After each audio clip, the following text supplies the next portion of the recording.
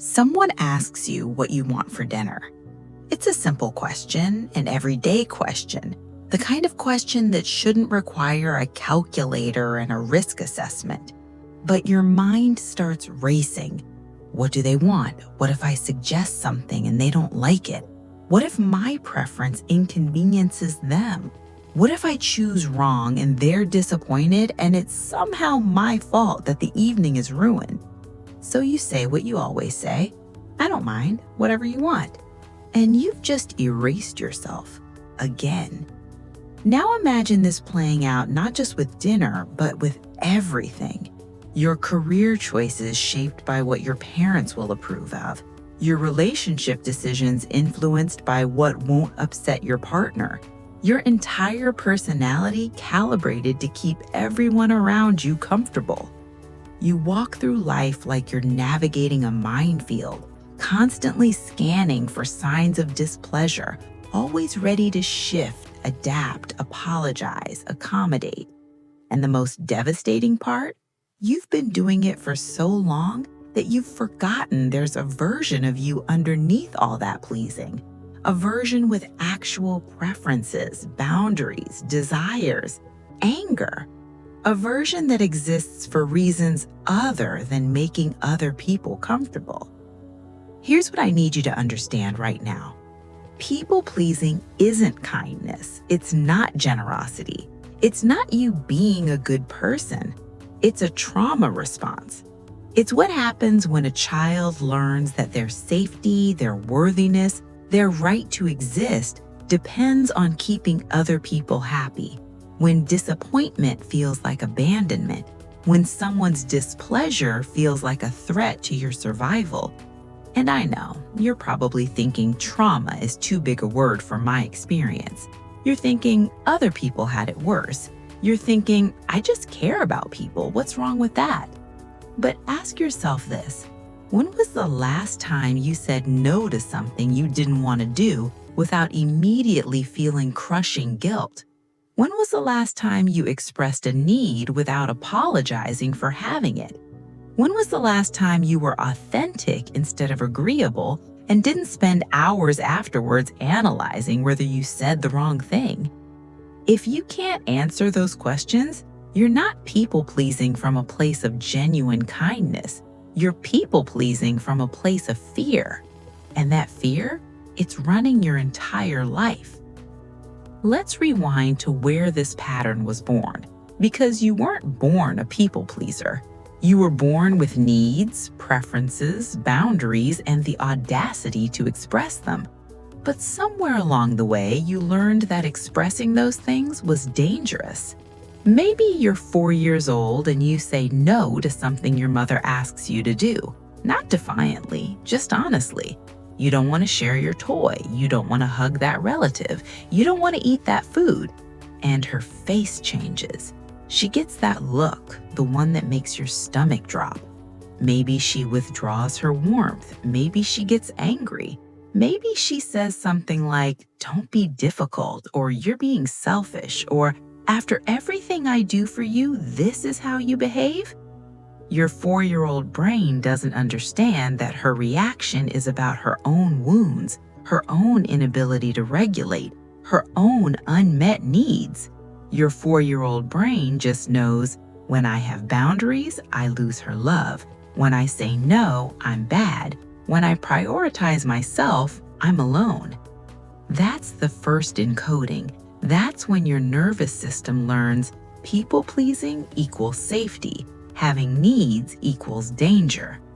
Or maybe your story is different.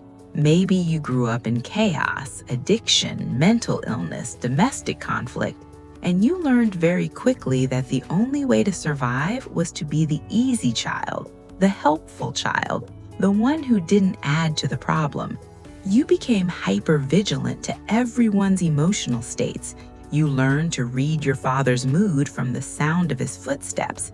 You learned to anticipate your mother's needs before she expressed them. You learned to be invisible when things were bad and useful when things were worse. You didn't have the luxury of being a child with needs. You had to be a tiny emotional support worker just to keep your world from falling apart. Or maybe, and this one is particularly insidious, you had a mother who loved you, but only when you were performing, only when you were making her look good, only when you were meeting her unspoken needs of validation. She wasn't overtly cruel, she was just conditional. Warm when you brought home good grades, cold when you didn't, affectionate when you were compliant, distant when you challenged her, engaged when you made her proud, unavailable when you needed her for your own sake. You learned love isn't something I deserve, it's something I earn through pleasing. Take a breath right now. Feel where this is landing in your body. That tightness in your chest, that knot in your stomach, that's your nervous system recognizing itself in this story. Because here's the truth. People-pleasing isn't a personality trait you were born with. It's a survival strategy you developed because, as a child, pleasing others was literally your best option for staying safe, staying loved, staying alive. Let's break down exactly how this pattern operates in your adult life now. Because people-pleasing isn't one behavior, it's an entire operating system. The hypervigilance. You walk into a room and immediately scan everyone's energy. Who seems off? Who might need something? Who looks like they might be upset about something, possibly something you did? You're constantly monitoring, constantly calibrating, constantly adjusting yourself based on the emotional atmosphere around you. It's exhausting, but you've been doing it so long that you don't even notice anymore. It just feels normal. Except it's not normal. It's your nervous system in a perpetual threat detection, convinced that someone's displeasure equals your annihilation. The compulsive helping. Someone mentions they need something, and before they finish the sentence, you're already volunteering. I can do that. Let me help. Don't worry about it. You're not helping from overflow. You're helping from depletion. Because helping is how you earn your right to exist. Because being useful is how you prevent abandonment. Because doing things for others is the only currency you believe you have. The inability to say no. Someone asks you to do something you don't want to do. You know you don't want to do it. You know you don't have time. You know it's going to stress you out, but you can't say no. The word physically won't come out of your mouth. Instead, you say yes and immediately feel that familiar weight settling on your shoulders. Another obligation, another thing you've signed up for that you'll resent doing. But resentment feels safer than the imagined catastrophe of disappointing someone. The apology reflex. You apologize for everything, for taking up space, for having needs, for existing in ways that might inconvenience anyone. Sorry, I'm sorry, but sorry to bother you.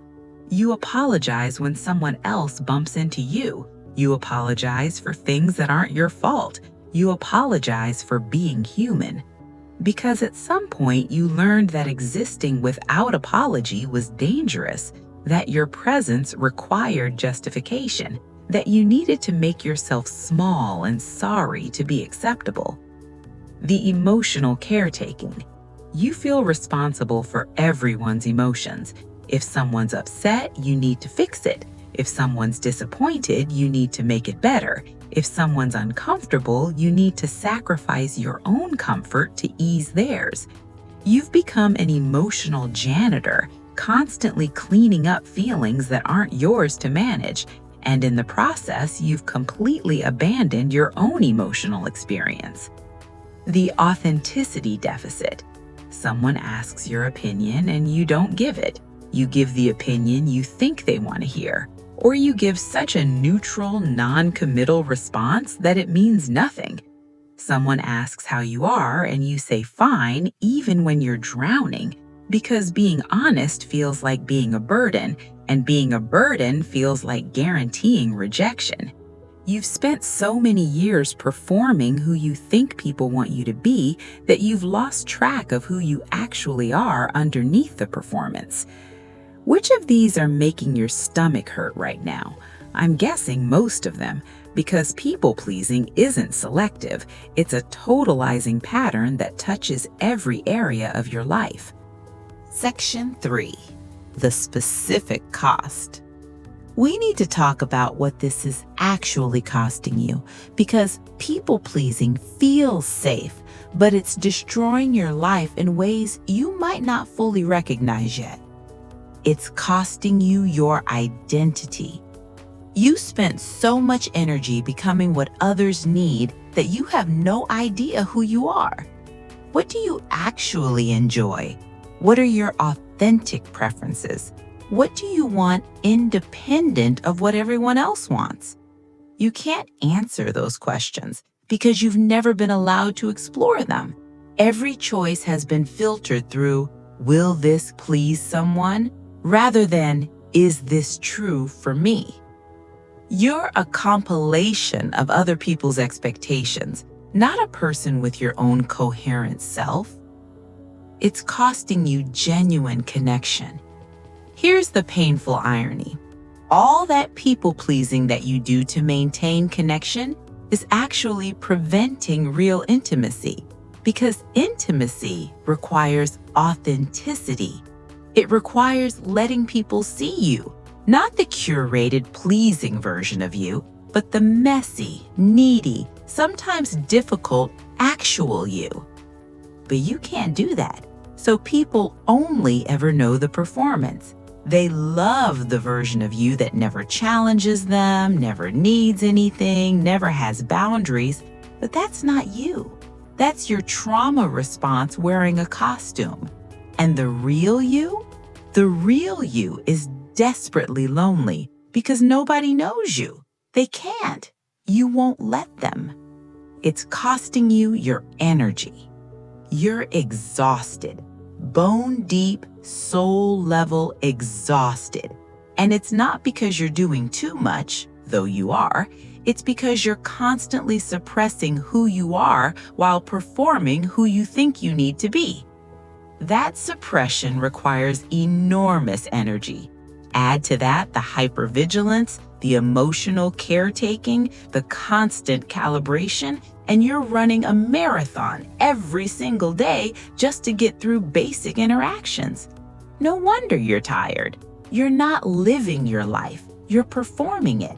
And that performance is killing you. It's costing you your self-respect. Every time you say yes when you mean no, you betray yourself. Every time you suppress your needs to accommodate someone else's, you abandon yourself. Every time you apologize for existing, you reinforce your own unworthiness. This accumulates, this builds until you don't just dislike yourself, you fundamentally believe you don't matter, that your needs are inconvenient, that your existence requires constant justification. You've internalized the message that you're only valuable when you're useful, and that belief is corroding you from the inside out. It's costing you real support. Because you never ask for help, because you never express needs, because you always insist you're fine, people believe you. They think you have it all together. They think you don't need anything. So when you're drowning, nobody throws you a lifeline. Not because they don't care, but because you've trained them to believe you never need one. And then you feel resentful. Why doesn't anyone help me? Why am I always the one helping everyone else? But how would they know you need help when you've spent your entire life pretending you don't? It's costing you the life you actually want. You're living someone else's version of your life. Your career is what your parents approved of. Your relationship is with someone who needed you rather than someone you chose freely. Your daily choices are all calibrated to minimize other people's discomfort rather than maximize your own fulfillment. And somewhere underneath all of that, There's a version of you screaming to get out, a version that has dreams you've never pursued because they might disappoint someone, boundaries you've never set because they might upset someone, a voice you've never used because it might disturb someone. That version of you is dying, not metaphorically, actually dying. Every day you continue this pattern, you're suffocating your authentic self a little bit more. Section 4. The mother wound at the center. We need to go deeper into how your relationship with your mother specifically created this pattern, because for most people pleasers, this is where it started. Your mother was supposed to teach you that you're inherently valuable, that your needs matter, that love doesn't require performance, that you can take up space without apology. But she couldn't teach you what she didn't know herself. If your mother was a people pleaser, she modeled self-abandonment as virtue. You watched her sacrifice everything for everyone and call it love. You watched her suppress her needs and call it selflessness. You watched her erase herself and call it being a good mother. And you learned this is what women do. This is what love looks like. This is how you earn your place in the world. She didn't just fail to give you permission to have needs, she actively demonstrated that having needs is shameful, that real love requires self-sacrifice, that your value lies in what you can do for others, not in who you are. If your mother was narcissistic, she couldn't see you as a separate person with your own needs and identity. You existed as an extension of her, there to meet her emotional needs, to make her look good, to regulate her feelings. And you learned to do that job exquisitely well because the alternative was abandonment. Now, as an adult, you're still performing that role with everyone you meet, still reading emotional needs and meeting them, still making yourself small so others can feel big, still earning love through emotional labor. If your mother was critical, nothing you did was quite good enough. There was always something that could have been better, always a way you fell short, always a subtle or not so subtle message that you were disappointing her. You learned, if I just try harder, if I'm just more perfect, if I just please her more successfully, then finally I'll be enough. Then finally I'll get the unconditional love I'm desperate for. Except you never could please her enough because her criticism wasn't about you, it was about her own self-hatred projected onto you. But you didn't know that, so you just kept trying and trying and trying. And now you're still trying, still believing that if you just please people enough, you'll finally be worthy. If your mother was emotionally unavailable, she was physically present but emotionally absent. She didn't attune to your needs. She didn't see you. She didn't respond to your emotional bids for connection.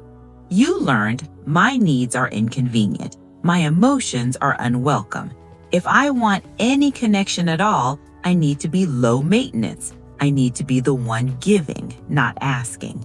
So you became the easiest child, the most helpful child, the child who never needed anything. And in the process, you learned to completely disconnect from your own needs. They became invisible even to you. So now you genuinely don't know what you need half the time. You've trained yourself to not have needs. You believed it was the only way to be loved. Pause for a second. Which of these is your story? Maybe it's a combination.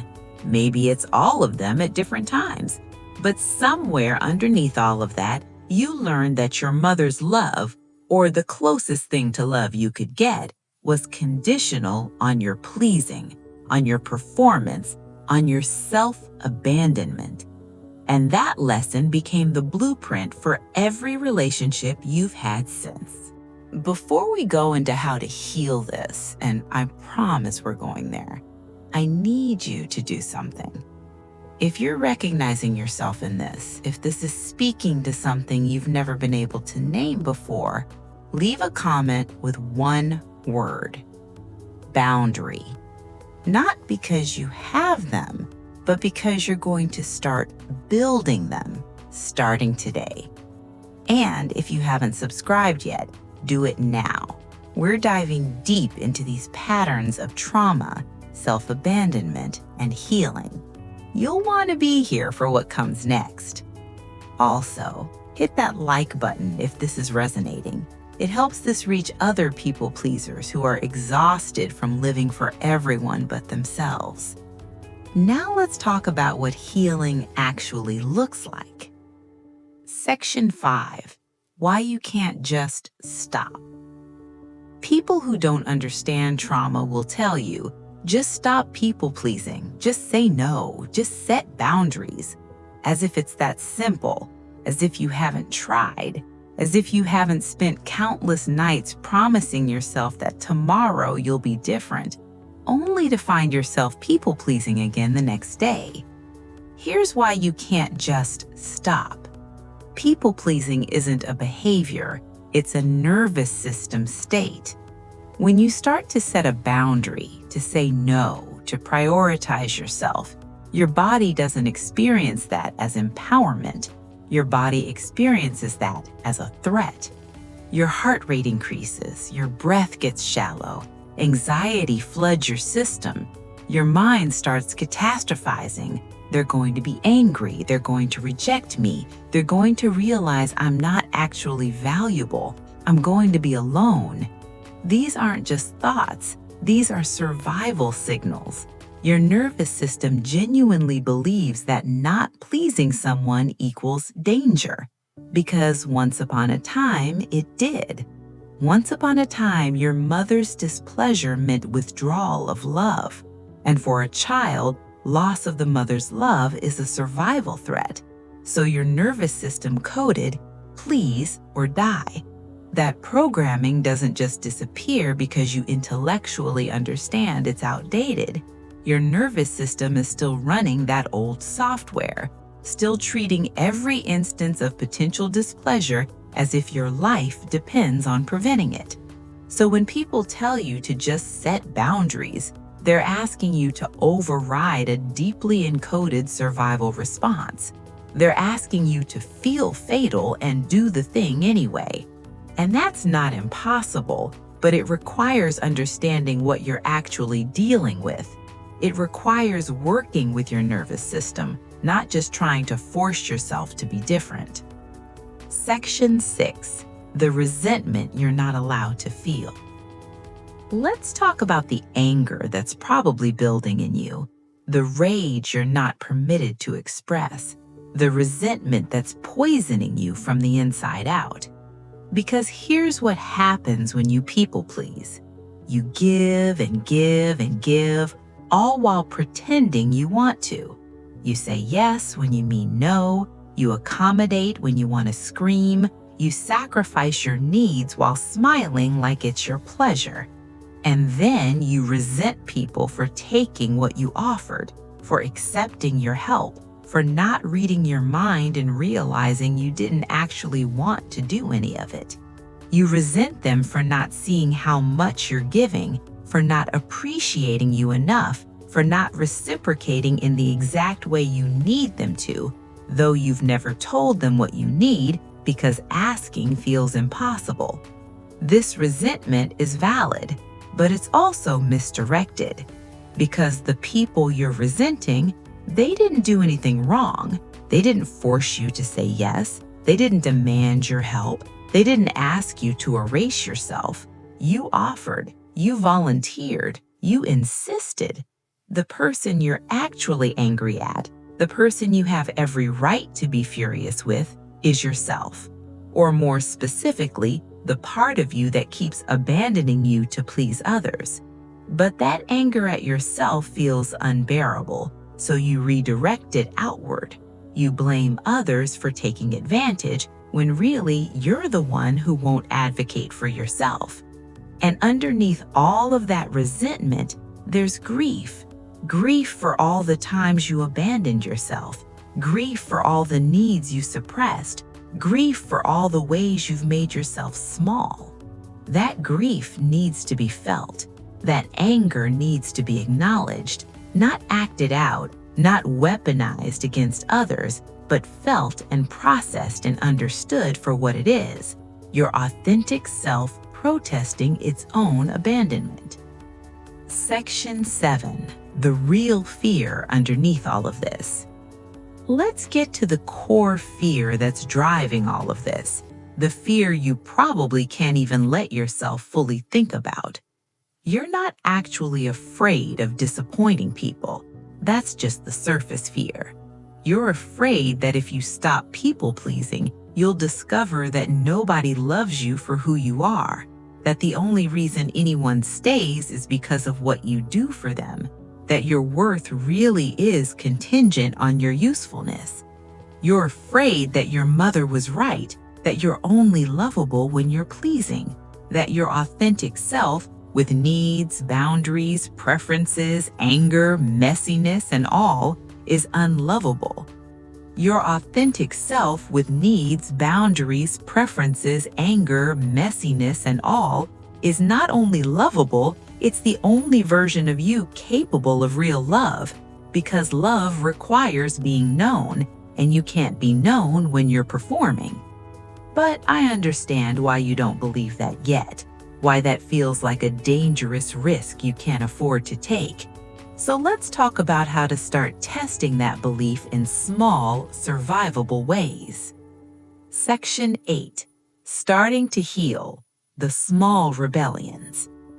Healing people-pleasing doesn't mean going from completely self-abandoning to radically boundaried overnight.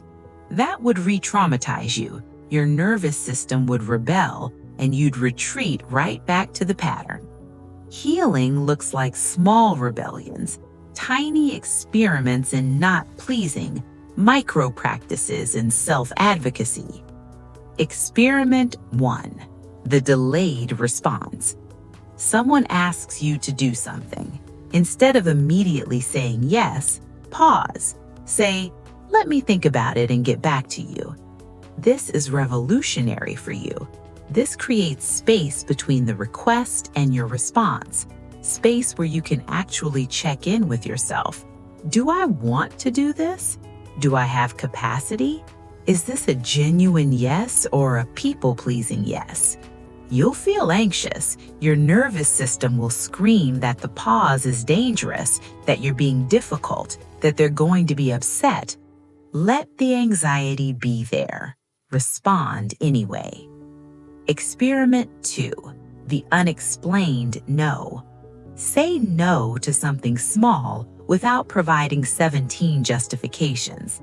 No, I can't make it. No, that doesn't work for me. Just no. Period. Your people-pleasing programming will want to over-explain to make sure they understand you have a valid reason, to ensure they don't think badly of you. Resist, say no, and let it stand. Notice that the world doesn't end. Notice that most people accept it without the drama you imagined. Notice that you survived disappointing someone. Experiment 3. The authentic preference. Someone asks where you want to eat. Instead of "I don't mind," actually say a preference. "I'd really like Thai food," not "Thai food if that works for everyone," or "Thai food but we can do something else." Just state your preference and let it exist. This sounds trivial. For you, it's monumental because it's practicing having preferences that might conflict with others and letting that be okay. Experiment 4. The need without apology. Express a need without apologizing for having it. "I need some quiet time this evening," not "I'm sorry, but I need." Just state it plainly and let it stand. Your nervous system will interpret this as dangerous. You're asking for something. You're prioritizing yourself. You're being inconvenient. Let yourself feel that fear and do it anyway. Experiment 5. The selective helping. Someone mentions they need help with something. Before automatically volunteering, pause.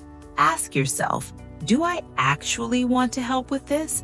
Do I have capacity? Am I helping from overflow or from obligation? If the answer is obligation, don't volunteer. Just don't. Let someone else help. Let them figure it out. Let yourself not be the solution to every problem. This will feel selfish. It will feel wrong. That feeling is your trauma, not your truth. Sit with it. Each of these experiments teaches your nervous system. We set a boundary and we survived. We disappointed someone and we weren't abandoned. We prioritized ourselves and we're still loved. That's how you rewire. Not through insight, but through repeated experiences of safety in the very situations your nervous system coded as dangerous. Section 9. What to expect when you start changing and stop people-pleasing. Because it's not all sunshine and liberation. Some people will be upset. The people who benefited from your people-pleasing, they're not going to like the new version of you who has boundaries. They're going to push back. They're going to call you selfish. They're going to say you've changed, and they won't mean it as a compliment. This is not evidence that you're doing something wrong. This is evidence that you were in relationships built on your self-abandonment. And now that you're no longer abandoning yourself, the relationship is changing. Some relationships will adapt, some won't survive. That's painful, but it's also information. It tells you which relationships were actually based on mutual care and which were based on you performing a service. You'll feel guilty. Enormous, crushing, suffocating guilt. Every time you set a boundary, every time you say no, every time you prioritize yourself, guilt will flood your system. This guilt is not your moral compass. It's your trauma. It's the child in you who learned that prioritizing yourself equals being bad. Feel the guilt. Let it be there. Don't let it determine your actions. You can feel guilty and still maintain your boundary. The guilt will decrease over time as your nervous system learns that boundaries don't actually equal abandonment. You'll want to retreat. There will be moments when this all feels too hard, too scary, too much. When you just want to go back to people-pleasing because at least that was familiar. That's okay. This isn't about perfection. You might set a boundary one day and people-please the next. That's not failure. That's the messy, non-linear process of healing. You'll grieve. You'll grieve the relationships that end because you stopped performing.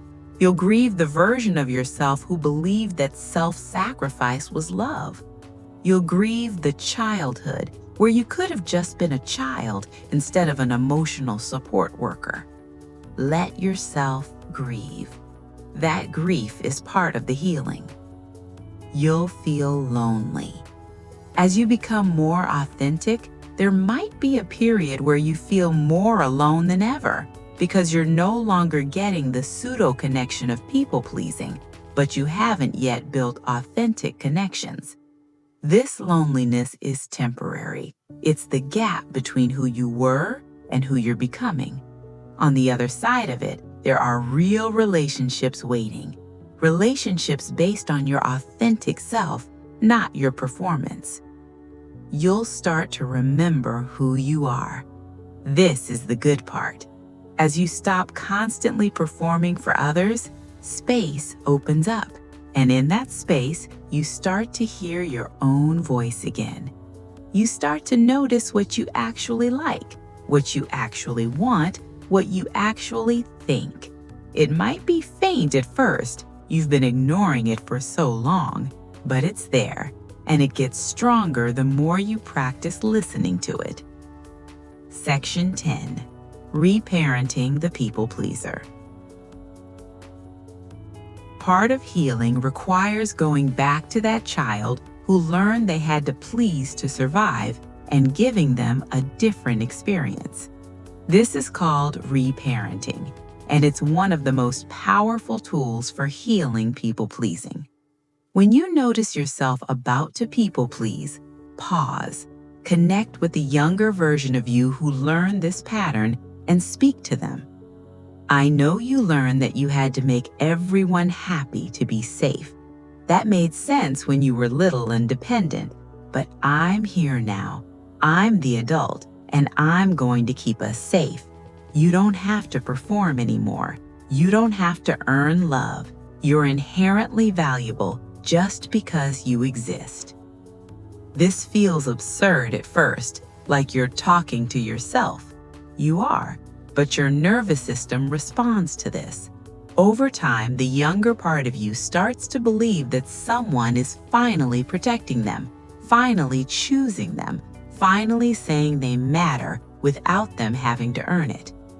When you feel guilty about setting a boundary, speak to that guilt with compassion. I know this feels wrong. I know you were taught that having boundaries makes you bad, but boundaries don't make you bad. They make you honest, and I'd rather be honest than secretly resentful. When you feel afraid that someone will abandon you for disappointing them, speak to that fear. I know you're scared. I know that disappointing her meant losing her love, but that was her limitation, not your fault. And the people who love the real you won't abandon you for being real. And if they do, they weren't your people anyway. This internal dialogue, this reparenting, it slowly changes your relationship with yourself. You go from being your own harshest critic to being your own protective parent. From abandoning yourself to finally showing up for yourself. Section 11. Building a life beyond people-pleasing. Let me paint you a picture of what life looks like when you've healed people-pleasing. Not perfectly, because this will always be something you're aware of, but substantially. You're invited to something you don't want to attend, and you just don't go. You send a kind but brief decline. Thanks for thinking of me, but I can't make it. And then you do something you actually want to do without spending the entire time consumed with guilt. Someone asks your opinion and you give it, your actual opinion, not what you think they want to hear. And when they disagree, you don't immediately backtrack or apologize. You just let the disagreement exist. You discover that you can have different opinions and still be in relationship. Someone is upset about something and you feel compassion for them without feeling responsible for fixing it. You can hold space for their emotion without taking it on as yours to solve. You can say, "That sounds really hard," without saying, "What can I do to make it better?" You notice you're tired and you rest. You don't push through. You don't override your body's signals. You don't feel like you have to earn rest through productivity. You just rest because you need it, because your needs matter. You have relationships where you're known, where people see you, the real you, with edges and needs and occasional messiness, and they love you anyway. Not despite your authenticity, but because of it. Because finally, they're in relationship with a real person instead of a performance. You make decisions based on what's right for you, not based on managing everyone else's reactions. Your career, your living situation, your relationships, your daily choices, they're yours, truly yours. You look at yourself and feel something other than disappointment, maybe even respect, maybe even love, because you're finally showing up for yourself the way you've always shown up for everyone else. This isn't fantasy. This is what becomes possible when you treat people-pleasing as what it actually is, a trauma response that can be healed. Section 12, the permission you're waiting for.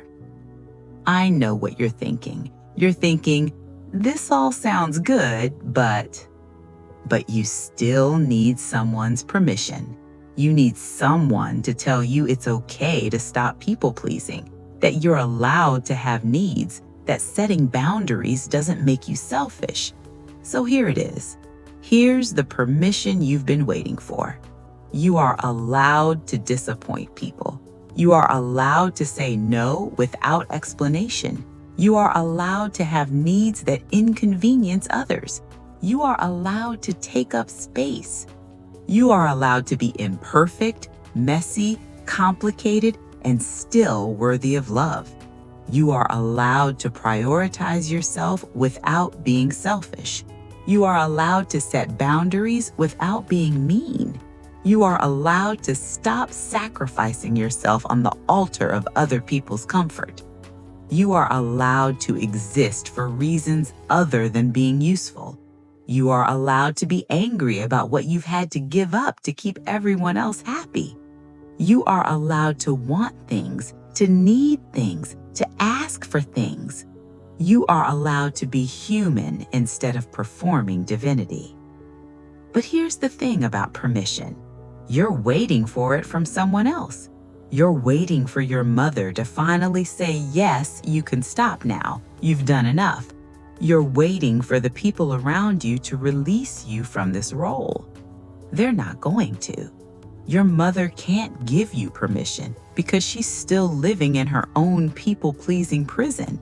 The people you serve can't give you permission because they benefit from your self-abandonment. The only permission that matters is the permission you give yourself. And that's terrifying because it means accepting that you're the only one who can free you from this pattern. But it's also empowering because it means you don't have to wait. You don't have to wait for anyone to change.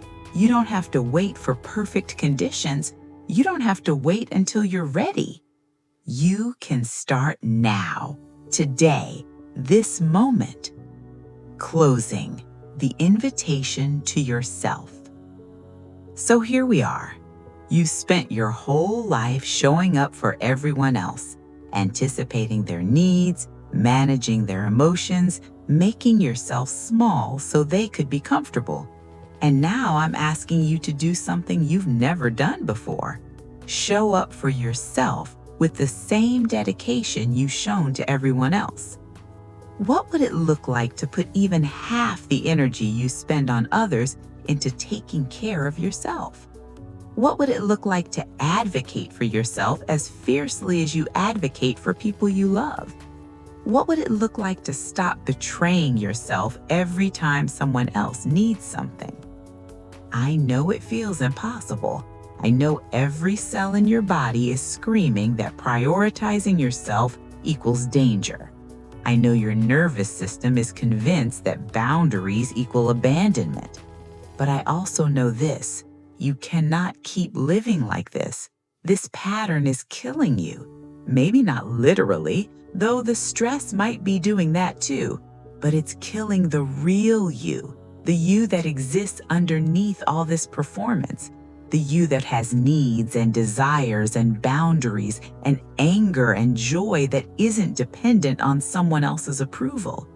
That version of you, they're still in there, waiting, hoping, desperately wanting to finally be chosen, not by someone else, but by you. So choose you. Start small, start scared, start imperfectly, but start. Say one no today, set one boundary this week, ask for one thing you need this month. And when the guilt comes, because it will, remind yourself, this isn't selfish, this is self-preservation, this is survival, this is finally learning that your needs matter just as much as everyone else's. You don't have to abandon other people to stop abandoning yourself. You don't have to become selfish to stop being self-sacrificing. You just have to learn that care can flow both directions, that you can be generous from overflow instead of depletion, that you can love people without erasing yourself. The people who truly love you will adapt. They'll learn to love the real you, the boundaried you, the authentic you, the sometimes disappointing you. And the people who can't, they were never loving you anyway. They were loving what you could do for them. Let them go. Grieve them if you need to, but let them go. And in the space they leave, build something new. Build relationships based on mutual respect. Build a life that's actually yours. Build a sense of self that doesn't require constant validation from others. Build a relationship with yourself where you finally matter.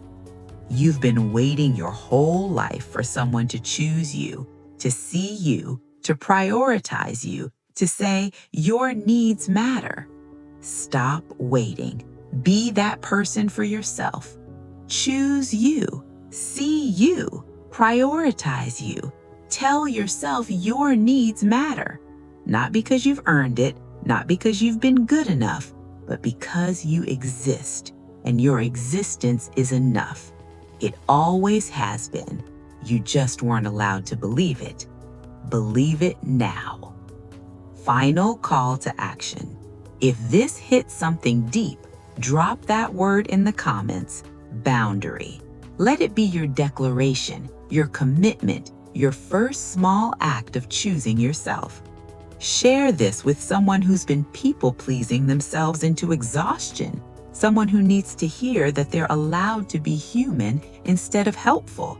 And subscribe to this channel.